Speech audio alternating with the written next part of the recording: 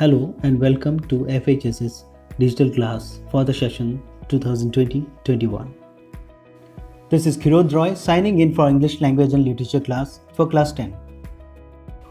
There are two CBSE prescribed textbooks, First Flight, which is Literature Reader, and Footprint Without Feet, which is Supplementary Reader.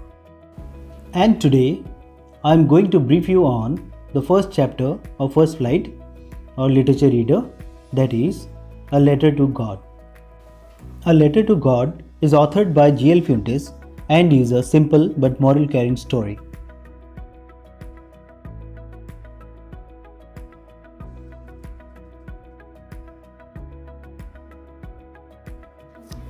Let's see what happens in A Letter to God by Gregorio Lopez Fuentes.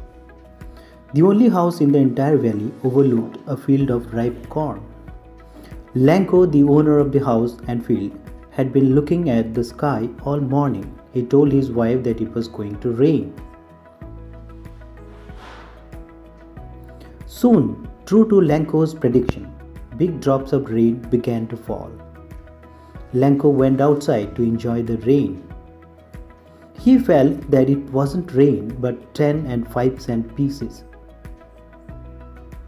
With satisfaction, he watched the rain shower his ripe cornfields.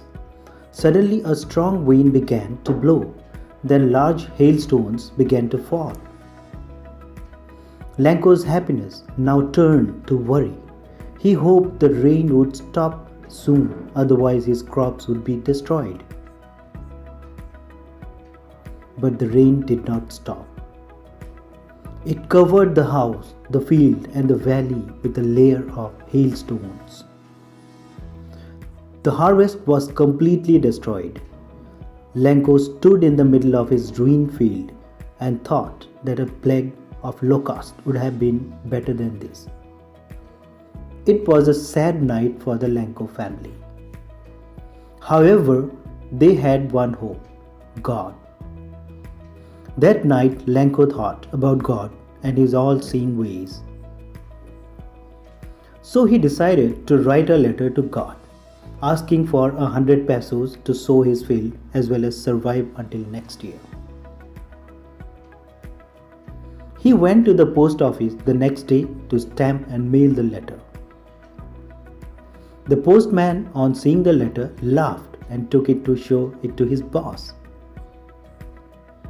The postmaster, a fat, cheerful man, laughed as well, but he admired Lanko's faith in God.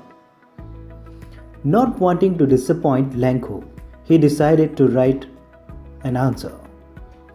He also realized that he would have to send some money along with it. So he collected contributions from his employees and friends. He also donated a part of his salary. However, he could only collect a little more than half the amount Lanko had asked for. He put the money in an envelope along with a letter marked God. On Sunday, Lanko returned to the post office. The postman handed him the letter. The postmaster, happy with his deed, watched from the office. Lanko was a man of faith, so he wasn't surprised to see the money. However, he was angry when he counted the money. Immediately, he asked for ink and paper. He sat at the writing table and slowly wrote a letter. It looked like he was having trouble expressing his thoughts on paper. Finally, he finished the letter and dropped it in the mailbox. The postmaster immediately collected the letter and opened it. In the letter, Lanko had written that of the 100 pesos, only 70 pesos reached him.